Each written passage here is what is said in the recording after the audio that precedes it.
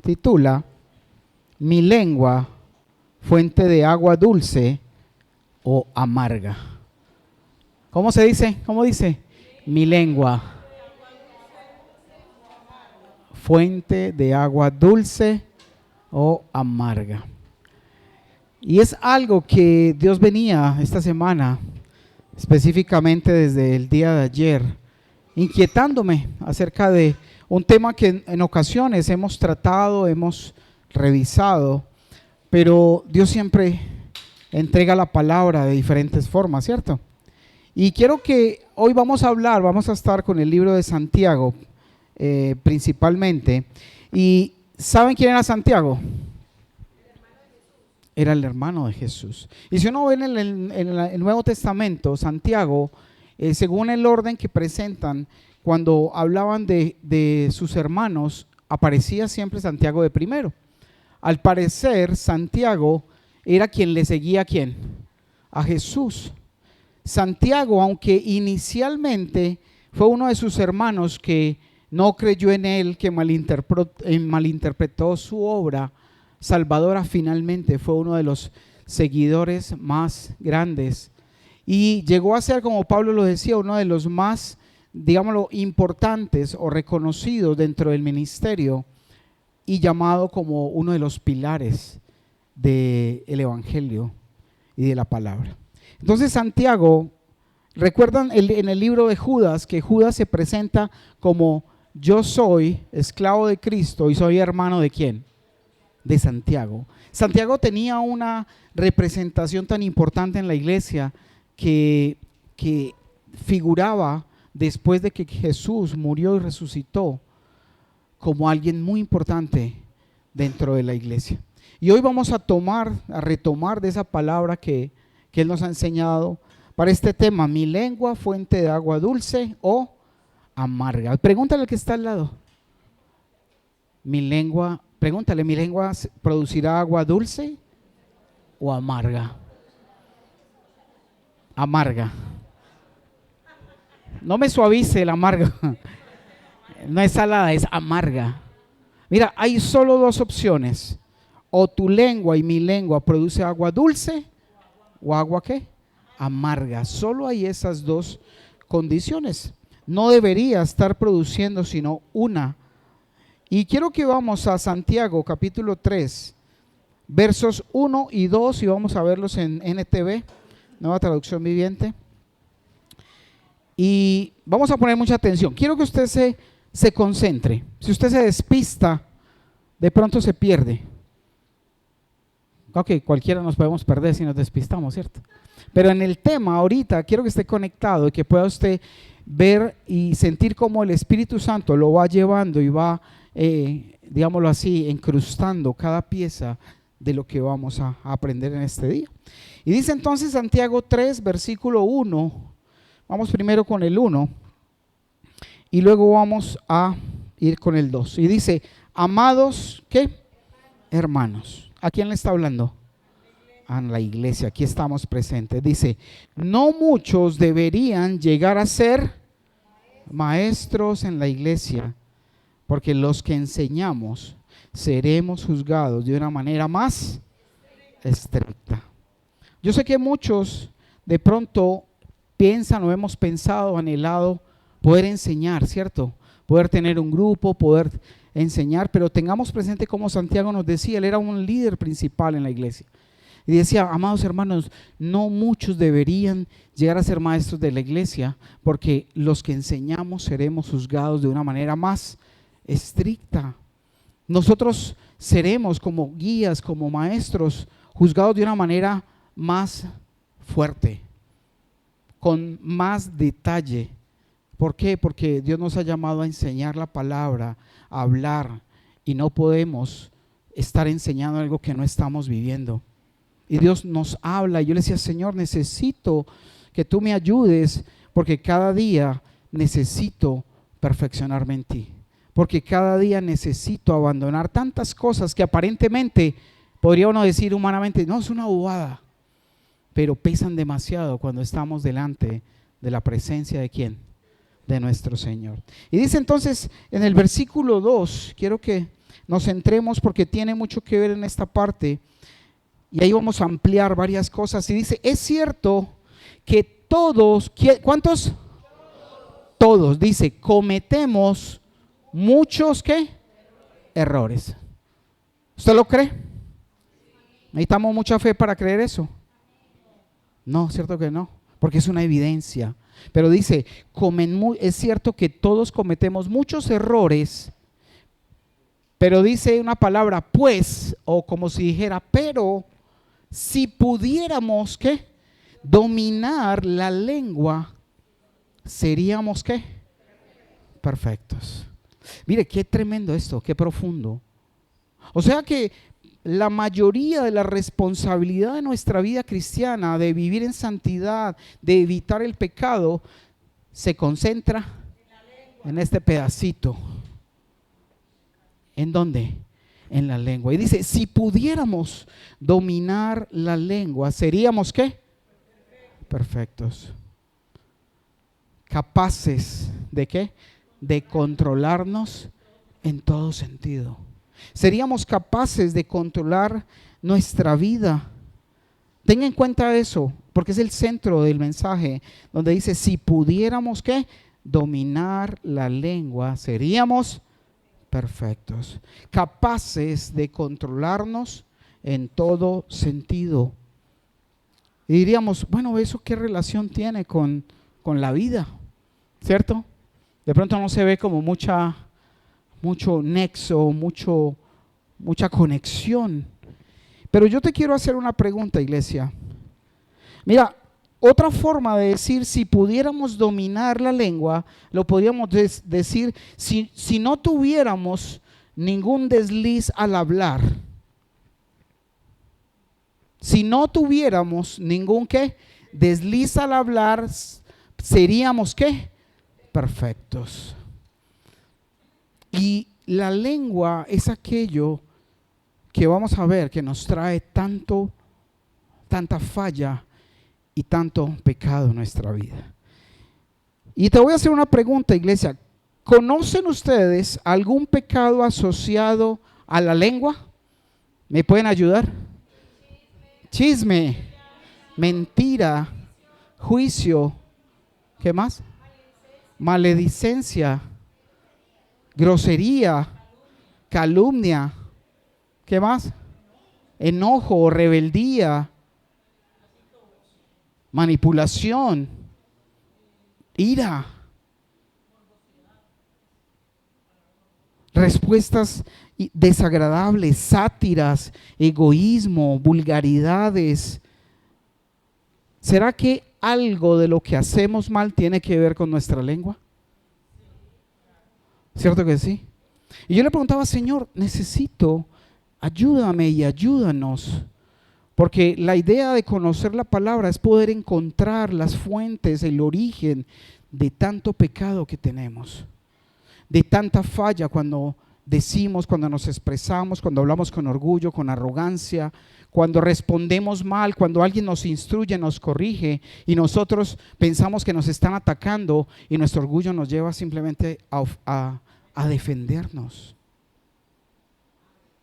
Y nuestra carne y el pecado mismo, Satanás, se ocupa de atacarnos de esta manera. Una de las cosas que también peca, ustedes saben que la falta de agradecimiento también es pecado, ¿no? ¿Y con qué nos quejamos nosotros? Con la lengua.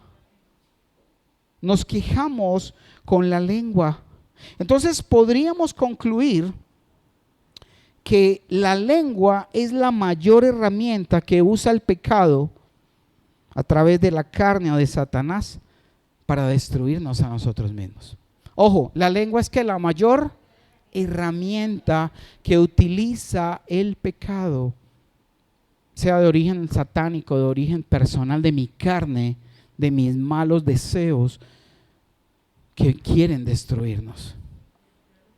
O sea que algo que quiere destruirnos se encuentra en medio de nuestra boca. O sea que cuando se muerda la lengua, dele gracias a Dios. ¿De verdad? Porque me veía y me hablaba el Señor en esta parte de que a veces pasamos como muy por encima de sí, la lengua es un mal que está en medio de la boca, pero no le damos la trascendencia y la importancia que realmente tiene la lengua. ¿Usted se ha llegado a meter en algún problema por su lengua? Levante la mano, ¿quién lo ha hecho? Cierto que la mayoría de nuestros problemas vienen de este pedacito, ¿cierto que sí? De ahí vienen, de ahí salen y originan la mayoría de problemas en nuestra vida. Y hay una verdad, ¿no? Y dice, si quieres destruir a tu enemigo, ¿qué hay que hacer? Si quieres destruir a tu enemigo, debes empieza por con y termina con serlo. Si quieres destruir a tu enemigo, debes conocerlo, conocer cómo opera y no ignorar sus maquinaciones. Pero entonces decimos, sí, esta lengua me trae problemas. Por eso la palabra dice que aún el necio, cuando calla, no es que sea sabio, es contado como si fuera sabio. Porque la lengua nos hace meter en problemas. Nos hace hablar lo que no debemos hablar. Y vamos a ir a 2 Corintios 2:11. ¿Por qué debemos conocer cómo opera, cuáles son sus estrategias? Y dice, ¿para qué debemos nosotros conocer cómo opera y cómo nos lleva a destruirnos? Dice, para que Satanás no se aproveche ¿de quién? De nosotros. Pues ya conocemos que sus maquinaciones malignas. Es necesario, debemos conocer al enemigo, la manera en que opera, la manera en que trabaja contra nosotros y nuestra propia carne, porque a veces todo el mundo, ay no, es que el diablo me empujó, no, es que el diablo, ¿cierto? Tal vez el diablo por allá en una esquina llorando porque todos le echan la culpa, pero es nuestra carne, nuestra maldad, de donde salen los malos deseos, donde sale a flote todo aquello que destruye a otros. Si mi mayor enemigo soy yo mismo, mi mayor enemigo es esa piecita que se deja utilizar, si yo la permito, por mi carne y por el enemigo, debo yo destruirla, debo poder enfrentarla. Y la pregunta es, ¿cómo podemos enfrentar al enemigo? Vamos a Proverbios 24:6. ¿Cómo podemos enfrentar a ese enemigo que nos quiere destruir? Esa maldad que hay en nosotros mismos. Si dice, así que no vayas. ¿Cómo se destruían los enemigos en los tiempos bíblicos? Pues en los tiempos del Antiguo Testamento. ¿Cómo se destruían? A espada, se destruían en la guerra. Y dice, así que no vayas, ¿a dónde? A la guerra sin consejo sabio. La victoria depende ¿de qué? De que tengas muchos consejeros. Y yo le preguntaba, Señor, porque tiempo atrás en la antigüedad los reyes tenían consejeros y tenían un séquito de hombres sabios, de profetas, que cuando había alguna situación, algún problema, ellos en nombre de Dios y inspirados por Dios les daban ¿qué? Consejos para poder ir a batallar y poder ir a ganar las batallas. Y yo le preguntaba, Señor, bueno, ahora, ¿cuáles son los consejeros que nosotros debemos buscar? ¿Y sabes cuáles son los mensajeros que nosotros debemos buscar? Moisés, los profetas y los apóstoles. Y están plasmados ahí en la palabra. Pero lo que pasa es que no vamos al consejo, no encontramos el consejo para poder avanzar y poder derrotar al enemigo que nos está ganando terreno. Miren, muchas veces como cristianos decimos, bueno, yo ya dejé la inmoralidad sexual, ¿cierto? Ya no robo, ya no miento. ya dejé malas compañías que me llevaban a hacer lo malo. Y pensamos que ahí para todo, porque tal vez hay pecados que les damos cierta calificación, cierto nivel, pero hay otros pecados como los que mencionaron todos ustedes ahorita, que nos llevan también a que nuestra alma se pierda. Y tenemos que seguir luchando contra ese ejército que nos ataca constantemente. ¿Y a quién debemos acudir? Vamos a 2 de Samuel 5. 2 de Samuel 5:23. 5:23. De nuevo, David dice, le preguntó al Señor qué debía hacer. Y dice, no, ¿qué le dijo el Señor? No los ataques, de frente. Y me llamaba la atención, ¿cómo así que no los ataques de frente?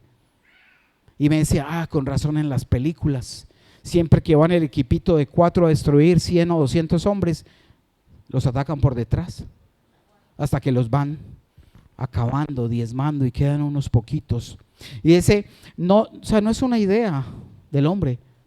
Y dice, no los ataques de frente, le contestó el Señor. En cambio, rodéalos y cerca de los álamos, atácalos por ¿o por dónde? Por detrás. Ay, sí, con razón, a mí me encanta hablar detrás del otro, para destruirlo, a esos enemigos. No, Dios sabe la posición y la ubicación de nuestros enemigos. Y mira, muchas veces nosotros, cuando no nos damos cuenta y no consultamos con el Señor, vemos aún a los amigos como si fueran enemigos. Entonces alguien viene y te corrige, te enseña, te dice algo y nos ponemos a la defensiva. Lo digo porque lo he hecho muchas veces. Y nos sentimos acosados, nos sentimos perseguidos, pero simplemente es el orgullo y la arrogancia que no quiere dejarse enseñar. Pero también hay casos donde quien viene frente a nosotros viene con intenciones de de atacarnos. Pero el Señor, Dios, sabe dónde están, porque Él les dijo, mira, en cambio rodéalos y cerca de David no sabía por dónde venían los enemigos, pero sí sabía dónde estaban los álamos. Y por eso le dijo, Señor, ¿qué debo hacer? Y el Señor le dice, no los ataques de frente, rodéalos, porque ellos van a estar allí en los álamos y atácalos por la retaguardia. Es más, cuando un enemigo venga a nosotros, ¿los enemigos quiénes son? ¿Las personas o lo que hace que las personas actúen de esa manera?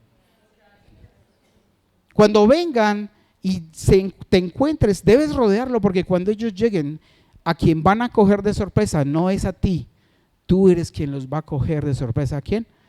A ellos, porque ya sabes cómo abordarlo, ya sabes, porque Dios, si consultamos, si buscamos y acudimos a Dios, Él mismo es quien nos va a decir dónde están, cómo vienen, y vamos a prepararnos para que podamos cerrar muchas veces nuestra boca, quedarnos callados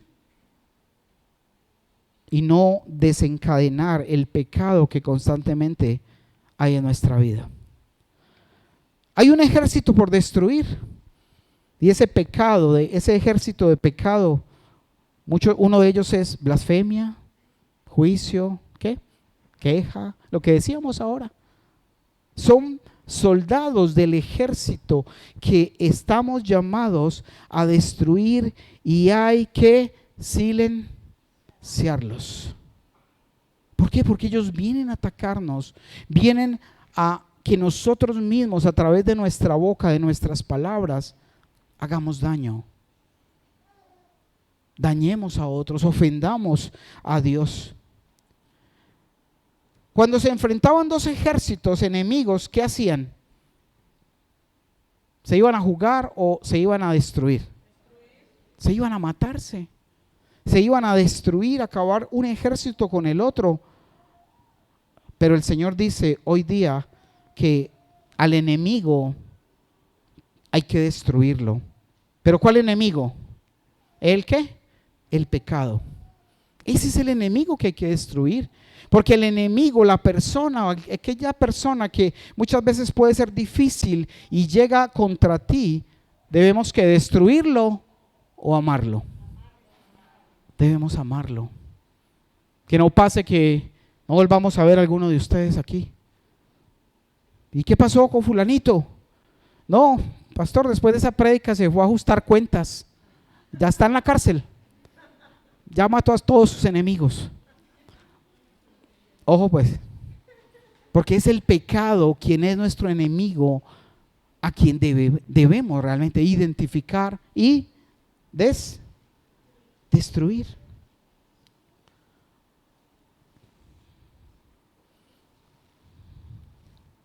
Normalmente la lengua es usada por nuestra propia carne para hacernos daño a nosotros mismos. A veces decimos, no, es que conversamos tan chévere, pero quién sabe lo que conversamos, a quién destruimos. En lo que conversamos, de quién nos burlamos. En lo que conversamos, a quién juzgamos, de quién hablamos. Y vienen siguiendo consejos.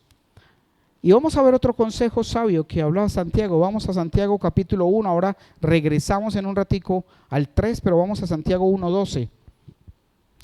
Y quiero que tengamos eso presente. Y algo que me preguntaba, ¿Santiago creció con quién? Con Jesús.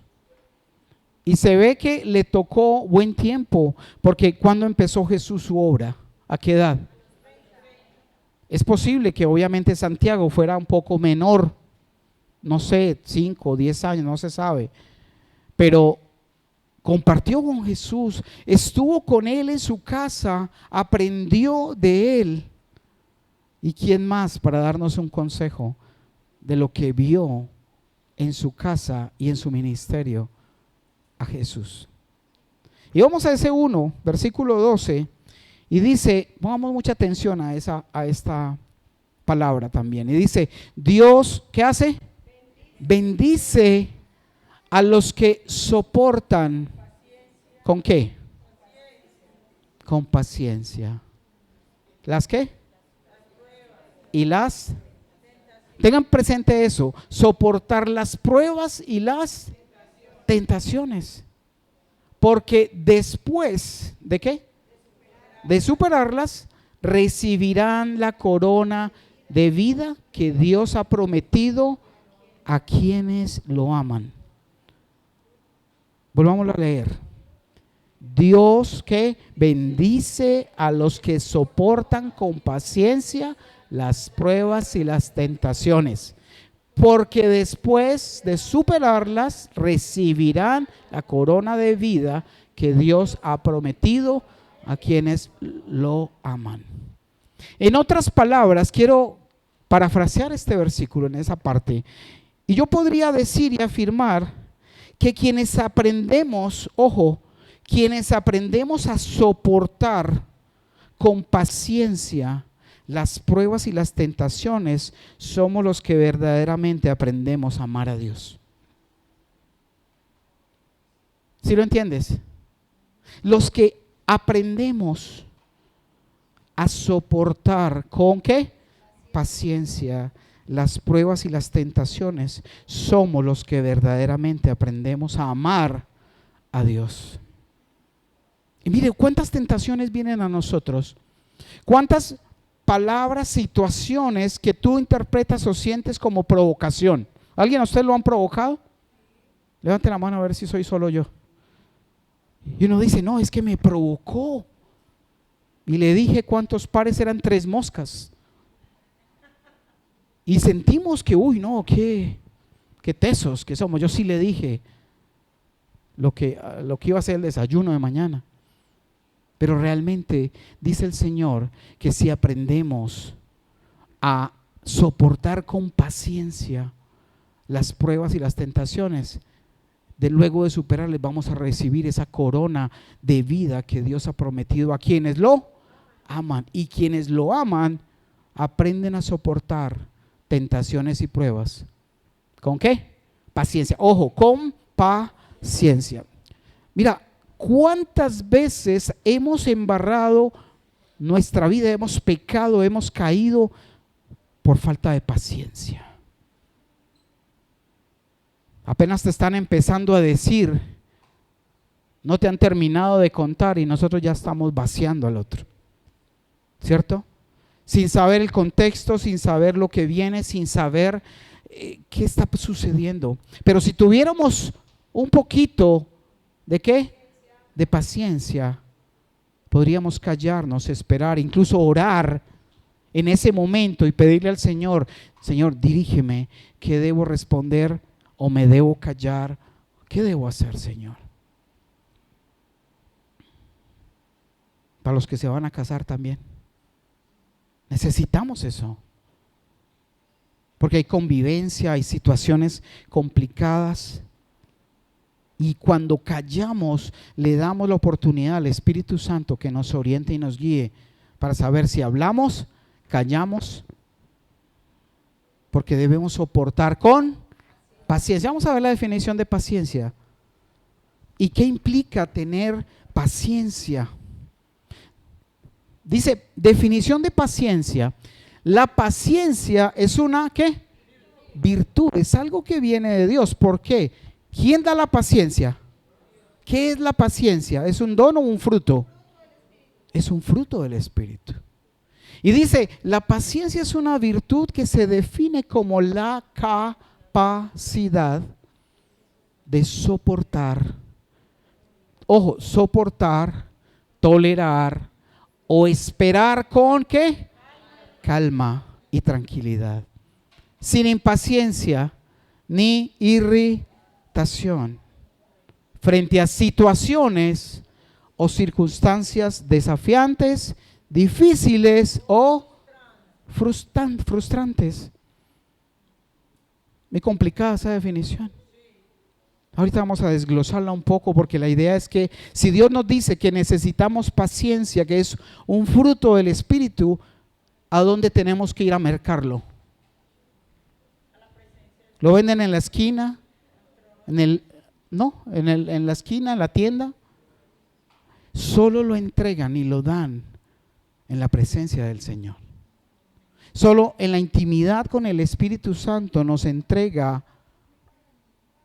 esa paciencia y todos los frutos que conocemos: amor, gozo, paz, paciencia, benignidad, bondad, fe, mansedumbre y dominio propio. Pero hoy estamos hablando, y Dios nos lleva a que la única forma de poder controlar esta lengua y frenarla es ¿con qué?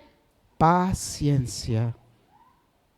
Porque es muy difícil sin paciencia poderla frenar, poder parar una frase, una palabra hiriente, el iniciar un pleito, una pelea, etcétera, etcétera. Y vamos a ver que dentro de los ingredientes de esa paciencia, número 1 dice, hay que ¿qué? La capacidad de soportar o tolerar. ¿Qué es tolerancia? Te voy a decir, ¿qué es tolerancia? Dice soportar o tolerar situaciones o personas. Hay situaciones y hay personas también que pueden ser difíciles o frustrantes. ¿Le ha tocado tratar con una persona difícil? ¿O usted mismo es una persona difícil? ¿O hemos sido difíciles? Pero tolerar dentro de la paciencia incluye la virtud y la capacidad de poder soportar, de poder tolerar a una persona que es difícil, a una persona que uno se frustra cuando no sabe qué hacer, no sabe cómo responder, no sabe cómo tratarla, por dónde cogerla, con qué pinza, ¿cierto? ¿Con qué trapito? Número 2, dice la calma, la paciencia tiene calma y es mantenernos tranquilos en situaciones de estrés o depresión. No depresión, situaciones de presión, donde por algo hay afán, hay algún tipo de situación. ¿Usted ha visto cómo? Yo recuerdo que, o he visto muchas veces haciendo filas, que la gente se impaciente Se impacienta, ¿por qué no ponen otro cajero? ¿Qué hacen allá? Y así era uno. ¿Y ahora qué hay que hacer? Tengo tiempo para leer la Biblia mientras tanto. Tengo tiempo para orar, para reflexionar, para hacer algo. Pero siempre la impaciencia la que nos lleva y nos igualamos con el de la fila. El de así, ay no, pero... Y uno, ay sí, debería poner otro. Y uno participa de lo mismo que está haciendo los otros.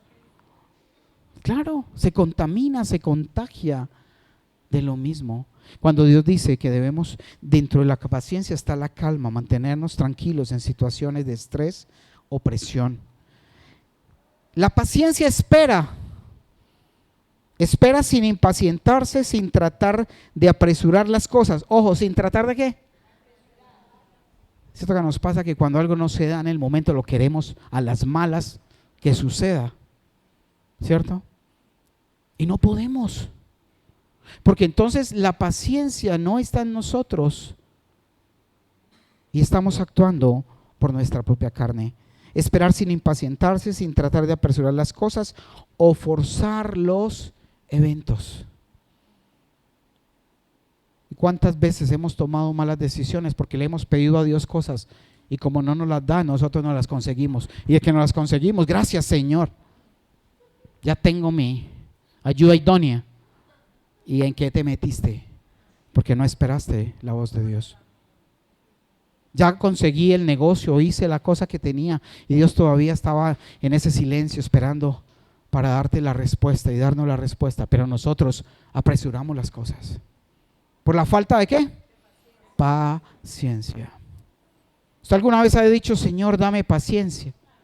Ahí es donde llegan y te ponen a esperar más, porque hay que desarrollarla, ese fruto de Dios. Dice también, número 4, de los componentes de ahí de la paciencia, el primero es tolerancia, calma, espera, y otro de esos ingredientes es la perseverancia. La paciencia incluye perseverancia. Cuando usted arma algo y no le da, vuelve y empieza. Por ahí hay un videito de una niña que es pequeñita y empieza a jugar con un cubito y no le da y eso tira todo. Mira, la paciencia, aún desde pequeños venimos con esa impaciencia, con ese chip de impaciencia que es de Dios o es del enemigo. Es del enemigo. Esa impresión, ese sello que puso Satanás en nosotros incluye la impaciencia, incluye la falta de confianza. Y quiero que hoy identifiquemos, que el Señor me hablaba acerca de no solo hablar de la lengua, sino de encontrar y observar en la palabra cuál es el mecanismo con el cual el pecado funciona o actúa en nosotros. Porque es necesario encontrarlo, es necesario darnos cuenta, porque si no conocemos al enemigo, ¿qué pasa? No lo vamos a poder derrotar, no lo vamos a poder enfrentar ni destruir. Vamos ahí mismo en Santiago 1, pero vamos al versículo 13.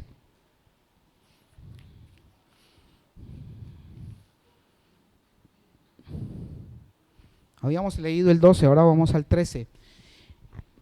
Y dice de la siguiente manera: cuando sean ¿qué? Tentados. ¿Usted alguna vez se siente tentado? Claro que sí. Nos tientan porque algo que nos dicen alborota esa maldad que hay en nosotros. A mí nadie me va a decir lo que tengo que hacer. A mí nadie me va a enseñar.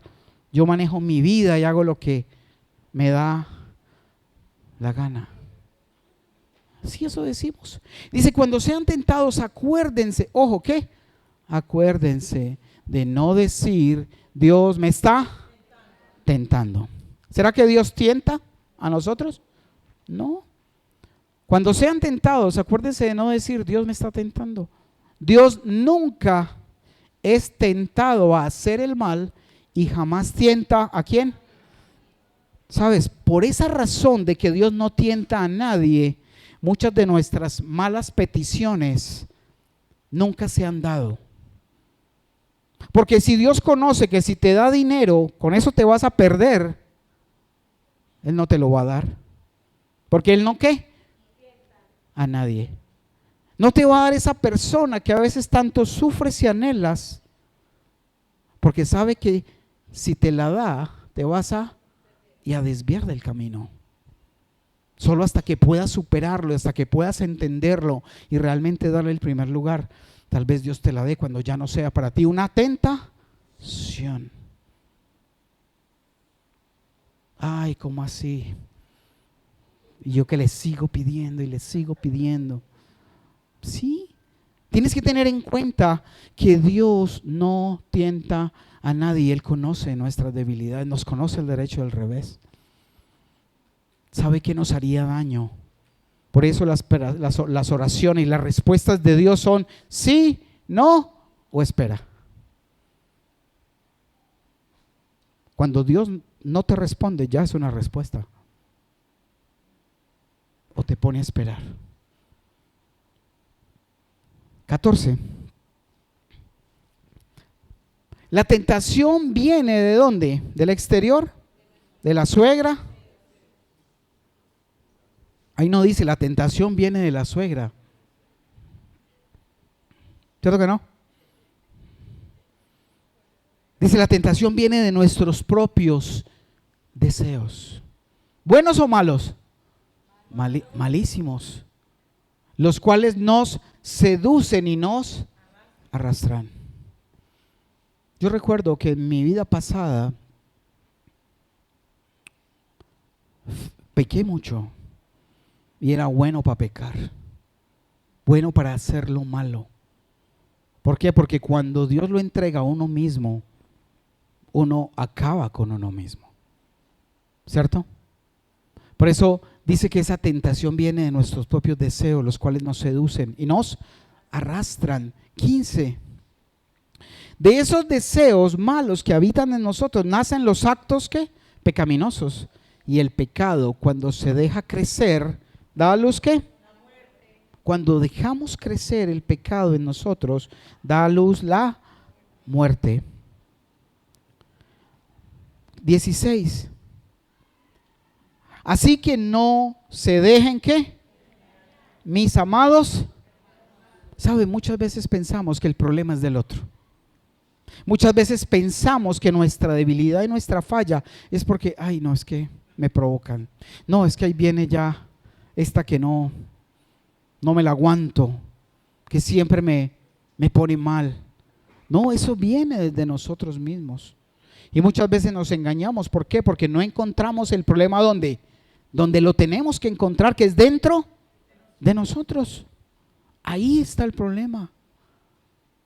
Ahí está el problema cuando nos desbocamos y nos dejamos provocar cuando no podemos dejarnos provocar y debemos mantenernos sobrios y atentos. 17. Todo lo que es bueno y perfecto es un regalo que desciende ¿de dónde? O sea que lo malo ¿de dónde viene? De aquí, del corazón. ¿Recuerdan ese dicho? No, haz lo que te diga. El corazón es lo más malo y perverso que pueda existir. Y ese es el consejo del mundo. No, haz lo que te diga tu corazón. Ave María. ¿Y a dónde nos metió ese corazón? ¿A dónde nos llevó ese corazón? Y dice, mira, todo lo bueno y lo que tú esperes que sea bueno para tu vida, solo viene ¿de dónde?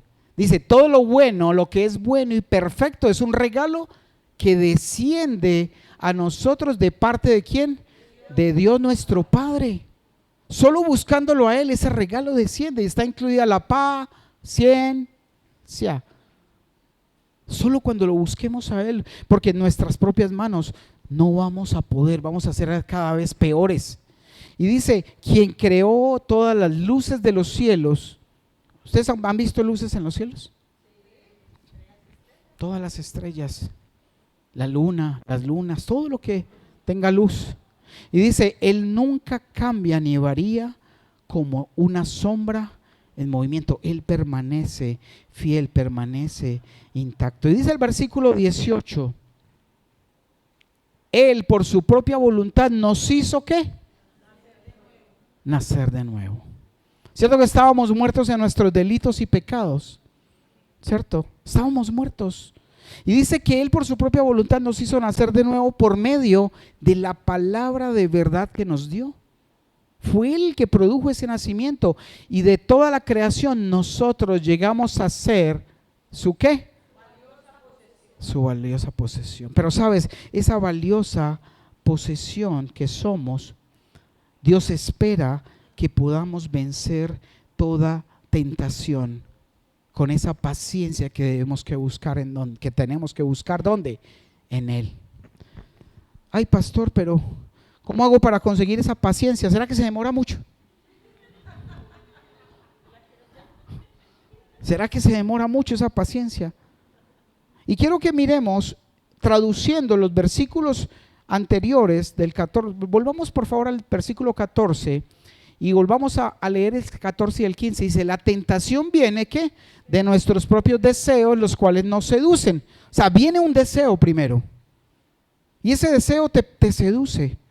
Viene una idea, un pensamiento, ese pensamiento lo maquinas y luego te seduce, 15, y de esos deseos nacen los actos pecaminosos, y el pecado cuando se deja crecer, da luz a la muerte. Vamos a ver ese gráfico, diagrama de flujo que hay ahí, para que traduzcamos esas palabras en un gráfico que nos permita identificar cómo opera el pecado, cómo es el mecanismo del pecado en nuestra vida, ¿cierto? Y número 1 dice, viene una idea, que esa es la que, la tentación. Te viene una idea de algo que sabes que no es correcto delante de Dios. O alguien llega con algún tipo de palabra, de ofensa, y viene esa tentación. Número 2, después de que eso llega como una idea, ¿pasa a dónde? Al pensamiento, donde tal vez amasamos ahí un deleite en nuestro corazón y pensamos, uy, sí, qué chévere para nuestra carne. Uy, no, eso, ¿cómo me haría sentir de bien? Pues a mi carne. Y después de eso, ¿qué pasa? Lo concibo ¿en dónde? En mi corazón. Y cuando ya genera un sentimiento en mí, produce como esas ganas y ese agrado, da a luz ¿qué? La muerte. Mire qué contrariedad.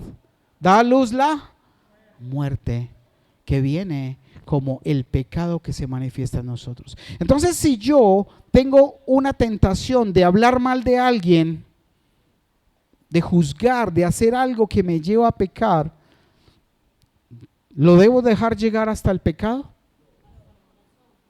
Mire, por el momento, porque muchas veces cuando uno le explica o habla de eso y dice, sí, vean el pecado primero, empieza una idea, luego un pensamiento, un sentimiento y una acción. Pero eso es a la velocidad de la luz. Usted lo concibió, lo pensó, sintió de una. ¿Cómo hago para detener esa locura de pecado que se engendra en mí y solo me produce muerte? ¿Sabes cuál es el primer paso? Cerrar nuestra boca. Para empezar a devolverlo. Para que empiece primero como no se originó el pecado, te dieron ganas, te subió la espuma, pero frenaste en el momento de ofender, de pecar y decir algo que no debías decir. Y lo primero que hay que empezar a hacer es callar, ¿qué? Nuestra lengua. Callar nuestra lengua. Entonces entendimos cómo es el mecanismo. Idea, pensamiento, concebirlo en el corazón y luego viene ¿qué? El pecado. Muchas veces cuando vienen ideas a nuestra mente que no son agradables de Dios, ¿qué hay que hacer con ese pensamiento? Someterlo a los pies de Cristo y decirle, Señor, esto no es tuyo, yo te lo entrego, por favor. Y eso debemos frenarlo en esa parte de arriba. Pero mientras aprendemos a frenarlo allá, frenemos ¿dónde? Frenemos nuestra boca.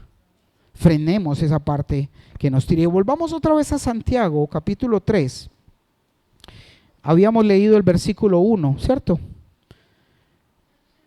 y el versículo 2, retomemos el 2 y vamos a leerlo para retomarlo. Dice, es cierto que todos cometemos ¿qué? Muchos errores, pues si pudiéramos dominar la lengua, seríamos perfectos, capaces de controlar ¿en qué? En todo sentido. Versículo 3. Podemos hacer que un caballo vaya a donde queramos. ¿Sí qué? ¿Y sabe quién es ese caballo? Tú y yo. ¿Alguien ha montado a caballo? Y se ha desbocado también en el caballo. Al caballo se le pone un freno. Y ese freno hace que con el control de su boca y su lengua, que le pisa su lengua, lo podamos dirigir hacia donde el que lo monta quiere llevarlo. Y eso dice, podemos hacer que un caballo, no importa lo grande que seas, lo grande que puedas tú físicamente ser, si ponemos freno en nuestra boca, lo vamos a poder guiar hacia donde la voluntad de Dios quiere que guiemos. ¿Sí lo entiendes? Tenemos que hacerlo, debemos hacerlo. Y vamos al versículo 4. Vamos a ver la imagen del freno del caballo. ¿Cómo es un freno de caballo? Mire qué dentadura tan linda. Es linda. No tiene caries. Mira, eso es lo que le ponen al caballo y lo que tú y yo debemos poner a nuestra lengua. ¿Qué poner? Freno. Ese freno pisa la lengua. Un caballo con freno no puede comer. Tienen que quitarle el freno para poder que vaya y coma pasto. Porque está sujeto por sujeta. Y eso es lo que tenemos que hacer nosotros. Cerrar nuestra boca. Mira, cuántos problemas yo me hubiera ahorrado, cuánto pecado por cerrar mi boca. Por cerrar mis labios, callar y orar. Y una vez el Señor me decía, en mi corazón me decía, no te sientas humillado, humíllate. ¿No te sientas qué? Humíllate. Jesús se humilló. A Jesús lo patearon, lo escupieron, le hicieron de todo, tenía toda la razón, no tenía ninguna culpa. Y aún así, dice que enmudecía. Pero nosotros no somos nadie y nos creemos la última Coca-Cola del desierto. Entonces hay que pisar nuestra lengua con el freno. Y dice entonces en el versículo 4, también dice, volviendo otra vez a Santiago 3:4, también un pequeño timón, dice, hace que un enorme barco gire a donde desee el capitán, por fuertes que sean, ¿qué? Mira, usted viene y lo atacan con cantaleta, con crítica, con juicio, con de todo. ¿Y usted qué tiene que hacer? Dirigirse con su timoncito. Permiso, dijo Monchito. Y es mejor que digan de aquí huyó que aquí murió. Mira, estás cuidando tu alma. Estamos cuidando nuestra alma. Porque cedemos a la provocación y nosotros mismos nos hacemos daño. Mira, nuestra lengua lo único que quiere hacer, nuestra carne, es matarnos. Matar nuestra alma. Y dice entonces el 5. De la misma manera, la lengua es algo pequeño que pronuncia grandes discursos, puede hablar muy bonito. Así también una sola chispa puede incendiar ¿qué? Todo un bosque. Con una palabra denigras de una persona, puedes acabar con la reputación de alguien, puedes destruir un matrimonio, puedes dañar muchas cosas, porque la lengua es como una chispa que enciende un bosque. 6. De todas las partes del cuerpo, la lengua es una ¿qué? Llama de fuego. Y no se le acaba el gas. Es automática, esa no es de piedrita, no es de una. Y dice, de todas partes del cuerpo, la lengua es una llama de fuego, es un mundo entero ¿de qué? De maldad. Puede incendiar toda la vida porque el infierno mismo, la influencia del infierno la enciende. Y uno no cree, pero uno se presta como herramienta de Satanás cuando le da rienda suelta a su lengua. Y el infierno le da poder para destruir, para dañar, para ofender, para hacer todo lo malo. 7. El ser humano puede domar toda clase de animales, de aves, de reptiles, de peces. 8. Pero nadie puede domar, ¿qué? Nadie en sí mismo puede domarla. El único que la puede llegar a domar es ¿quién? El Señor. Pero tenemos que buscarlo, tenemos que ir a buscar su consejo, tenemos que buscar su dirección y poner en práctica inicialmente el callar, el poner candado a mis labios. Dice, pero nadie puede domar la lengua, es maligna y ¿qué? Incansable, llena de veneno mortal. 9. A veces alaba a nuestro Señor y Padre y otras veces maldice a quienes Dios creó a su propia imagen. ¿Cuántas veces adoramos a Dios, lo exaltamos, pero llegamos a la casa, salimos del lugar de adoración para insultar al hermano? Y allí dice, a veces alaba al Señor y Padre y otras veces maldice a quienes Dios creó a su propia imagen. 10. Y así la bendición y la maldición salen de la misma boca. Sin duda, hermanos míos, eso no está bien. 11. ¿Acaso puede brotar de un mismo manantial agua ¿qué? Dulce, amarga? No puede, pero nosotros hacemos hasta lo imposible para que pueda. Y no se puede. Naturalmente no debe existir, pero nuestra lengua lo hace porque es mala. 12. ¿Acaso una higuera puede dar aceitunas o una vid higos? No, como tampoco puede uno sacar agua dulce de un manantial que salado. No se puede. No podemos hacerlo. Y vamos ahí al 14. Versículo 14. ¿Leímos el 13? Leamos el 13. Si ustedes son sabios, ¿qué es lo que menos tenemos, cierto? Sabiduría.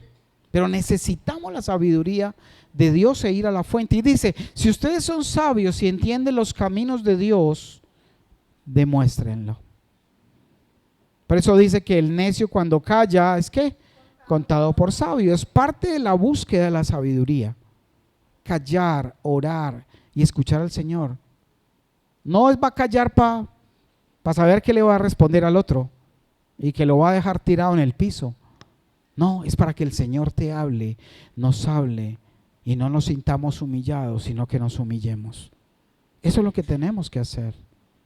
Mira, si alguien hace algo injusto contigo, Dios es justo.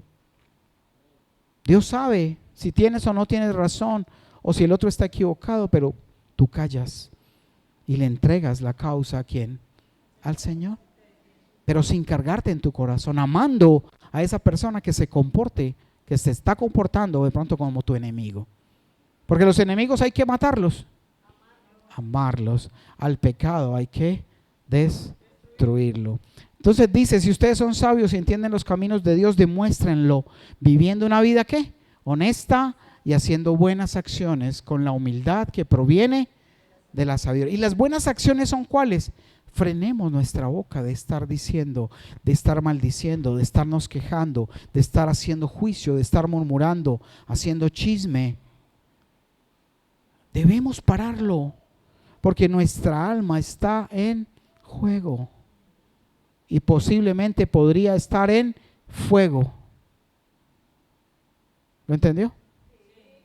Nuestra alma está en juego y si seguimos así, estará en fuego. Un fuego eterno que nos espera por nuestro mal comportamiento. 14.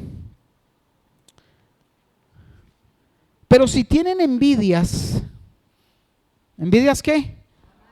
O sea que la envidia trae ¿qué? Amargura. Y es una de las formas en las que nosotros, por la envidia, hacemos tanto pecado. Porque la amargura que vivimos a raíz de la envidia, porque el otro tiene, porque el otro hace, porque él sí puede y yo no, porque, ¿cierto? Nos lleva a, si tienen envidias amargas y ambiciones egoístas en el corazón, dice, no encubran la verdad con jactancias y mentiras. En otras palabras, si hacen todo por envidia o por celos o por egoísmo, vivirán tristes y amargados. Y si tú analizas y tú sientes que en tu vida hay amargura, es porque muy posiblemente, como dice la palabra, y seguramente estás sintiendo siempre envidia y estás siendo egoísta o estamos siendo egoístas, porque es lo que trae la amargura en nuestra vida. Vamos a ver la definición de envidia. Por ahí dicen las malas lenguas que es mejor que, pero eso es una mentira del mundo, porque la envidia no hay que ni despertarla ni sentirla. Y sabes qué, muchas veces la gente de alguna forma hace que otros sientan envidia porque ven que ellos pueden hacer cosas que tal vez el otro no la puede hacer y se llenan de envidia y amargan su corazón. Dice envidia, en la Biblia la envidia se define como un sentimiento de ¿qué? De resentimiento y celos hacia alguien que posee algo que nosotros deseamos o envidiamos. Tal vez el trato, tal vez en la casa te compararon con tus hermanos y generaste una envidia porque es que a mi hermano sí, pero a mí no. Y generó en ti una amargura que hoy te hace la vida a cuadritos. Y dice, celos hacia alguien que posee algo que nosotros deseamos o envidiamos. La envidia puede manifestarse de diferentes maneras, como la rivalidad, ¿la qué? La competencia. No, yo no me puedo quedar atrás. Yo tengo que demostrar que soy mejor que el otro, que tengo mejores cosas que el otro.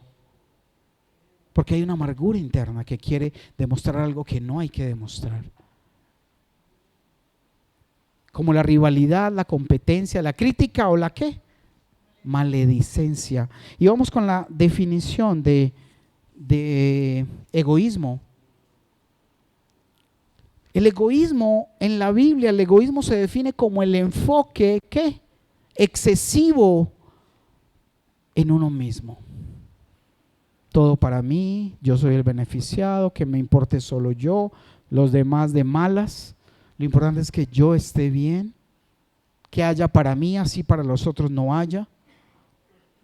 El egoísmo se define como un enfoque excesivo en uno mismo, sus propios deseos y ambiciones, a expensas de ¿qué? De los demás y a expensas también incluso de la voluntad de Dios. Yo ahí le dejo de tarea para que usted continúe leyendo ese capítulo 3, pero quiero que cerremos con algo que está en Salmos capítulo 1.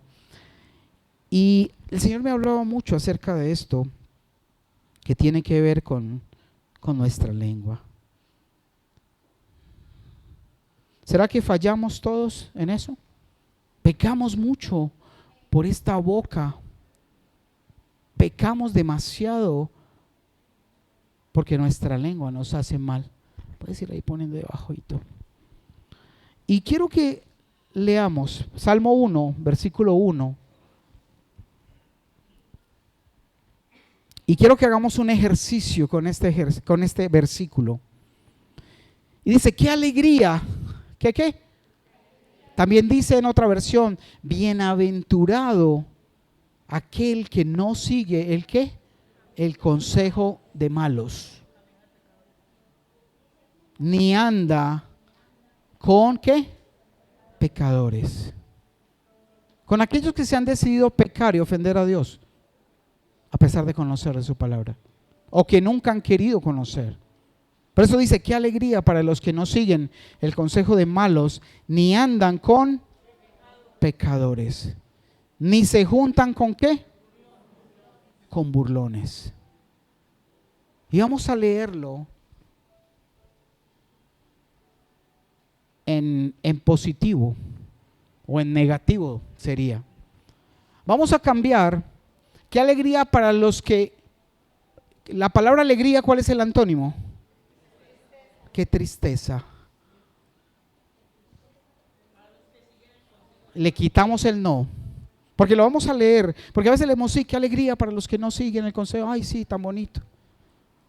Veámoslo de la otra forma, qué tristeza para los que siguen el consejo de malos y andan con pecadores y se juntan con burlones.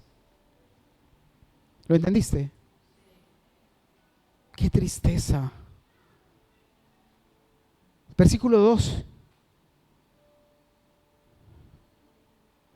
Sino que en vez de juntarse con burlones, de estar perdiendo su tiempo escarneciendo, hablando del prójimo, juntándose con los que se rebelan con la misma palabra, en vez de eso, más bien dedicarse y deleitarse ¿en dónde?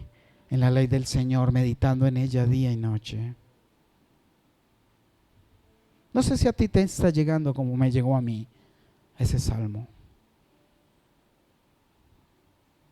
Y que tú hoy puedas pedirle al Señor y confrontarte delante de Él y dejar de hacerte loco cuando la palabra llega a ti y dice, no, eso no es para mí. No, eso no. Yo soy como soy, estoy bien. Qué bueno que hoy le pidas al Señor que te permita, como me ha permitido a mí, arrepentirme. Y decir, Señor, estoy haciendo todo al revés.